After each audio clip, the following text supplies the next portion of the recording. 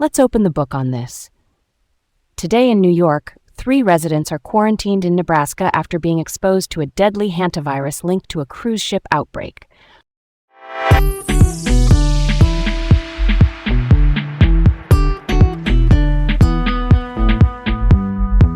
All right, let's set the stage for this one. I'm Leah. And I'm Garrett. Welcome to Laid Back Local, the news of the day, with Leah and Garrett from New York City. First up, 3 New Yorkers are quarantined in Nebraska following exposure to the Andes virus on a cruise ship. The ship is the MV Hondius, a commercial cruise vessel. The Andes virus is a type of hantavirus. That's a family of viruses that can cause severe lung illness, what doctors call pulmonary disease. Your lungs get inflamed and you struggle to breathe. Officials say this strain can spread person to person, but it does so rarely. So low transmission rate, but high risk if it hits you hard. There have already been 3 deaths tied to this outbreak. Quarantine here means monitored isolation to see if symptoms develop and to prevent potential spread. Health officials emphasize there's no immediate public risk for New Yorkers, but they're watching closely. One concern flagged by some experts is that the CDC, the Centers for Disease Control and Prevention, may not be fully equipped due to past budget cuts, meaning they could be stretched thin. Still, they are coordinating monitoring and precautions. Yeah, that checks out. When something can be deadly, even if it doesn't spread easily, you want your public health team fully resourced. The CDC is our national health defense, and underfunding means fewer people and tools to track cases, test fast, and contain hotspots.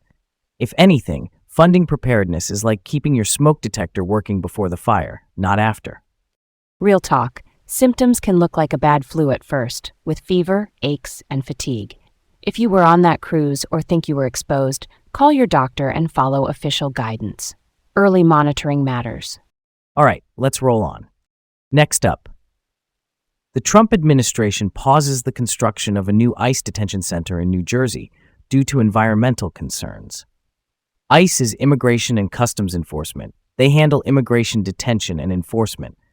The plan was to convert a warehouse in Roxbury, New Jersey, into a 1,500-bed facility. The Department of Homeland Security, or DHS, which oversees ICE, paid nearly $130 million for the property.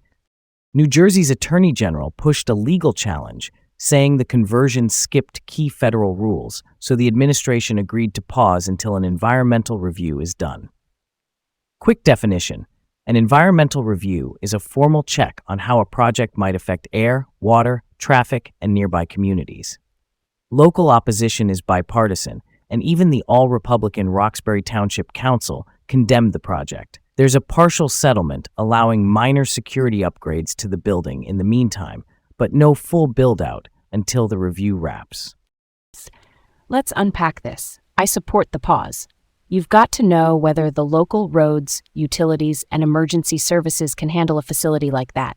Infrastructure, in simple terms, is the basic stuff a town needs to function: water, power, roads, ambulances. If that's not strong enough, the community pays the price. Can I ask why here? Why pay more than double the assessed value of the property? Assessed value is the number towns use to set property taxes. It's a ballpark of what something is worth. That's a solid point. We don't have a firm answer on the price tag yet. Sometimes agencies pay a premium for speed, location, or to outbid competitors, but paying more than double is still eyebrow-raising. That's exactly the kind of thing environmental reviews, litigation, and oversight hearings tend to surface. Was the process sound? Was the site suitable? Did taxpayers get value? We'll keep an eye on it. Okay, let's move on. Next up, Councilmember Vicky Palladino and the New York City Council reached a settlement over disciplinary charges tied to her controversial social media posts. Palladino is a sitting council member from Queens. The council's ethics committee had charged her with disorderly behavior and policy violations. Under the settlement, she'll remove specific tweets, add disclaimers so her accounts don't look like official city channels, and the council will drop the charges. She'll also issue a public clarification about her intentions with those posts. Here's where it gets really interesting. The debate is about balancing free speech and anti-discrimination rules. Free speech, protected by the First Amendment, means the government can't punish most speech, but public officials also have workplace and ethics rules to protect staff and the public from harassment. This deal tries to walk that line. It protects staff and clarifies what is and isn't official, while not outright censoring her beyond removing specific posts. Yeah, it's a tightrope. Public officials have megaphones. Even a tweet can hit like a press conference. So tying the account less to the official office and removing certain posts keeps guardrails in place while still respecting constitutional rights. That's pretty cool, right? It's not perfect, but it's a workable boundary. Switching gears just a little. Next up, Mayor Zoran Mamdani proposes significant budget cuts to address New York City's fiscal crisis. Quick IDs. Mamdani is the mayor of New York City. He rolled out a revised $124.5 billion spending plan and proposed about $1.2 billion in cuts to housing and education to help plug a $5.4 billion gap. One piece would delay the city's class size reduction law, which aims to put fewer students in each classroom. Another would reduce private tuition spending for students with disabilities. There are ripple effects. Credit rating agencies, which score how risky it is to lend to the city, are watching. A lower credit rating can make borrowing more expensive. Politically, this reverses some of Mamdani's campaign promises. Advocates and budget watchers point out that spending on private tuition for students with disabilities has largely benefited wealthier families, so reforming that line item is complicated. Lots of trade-offs in a tight year. This one really resonates with me. Delaying class size reductions might balance a ledger today, but classroom conditions shape outcomes for years. Smaller classes mean more attention per kid. That's basic learning math. Why cut there? Is it just because the dollar amount is big and easy to shift? I hear you. The administration frames this as a short-term pressure valve to stabilize the budget. Education and housing are huge slices of spending, so any big gap tends to hit the biggest pots. The details are still being negotiated with the City Council, so we'll see if they find offsets or restore pieces before the final vote. For sure, the long-term trade-off is the headline here. All right, on to the next. Last up, NJ Transit plans to enhance the rider experience with lavender-scented train cars and stations. NJ Transit is New Jersey's statewide transit agency for trains and buses.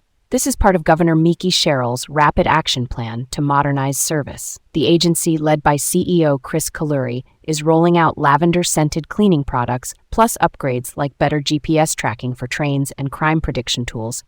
That's data software to help deploy security resources more efficiently. The goal is to have this in place before the World Cup matches at MetLife Stadium this summer.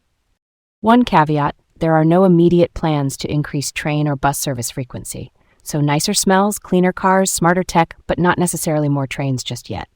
Keeping it real, riders want reliability and capacity, not just a vibe. Yeah, I'm down for a clean, calm commute. Lavender can take the edge off a crowded car, but a fragrance won't make a late train on time. The GPS and safety analytics are promising. If that leads to fewer delays and smoother operations, then nailed it. Next step has to be more service where demand is bursting, especially with big events on deck. And that's where we'll leave it for now. Thanks for joining us on Laid Back Local, the news of the day with Leah and Garrett from New York City.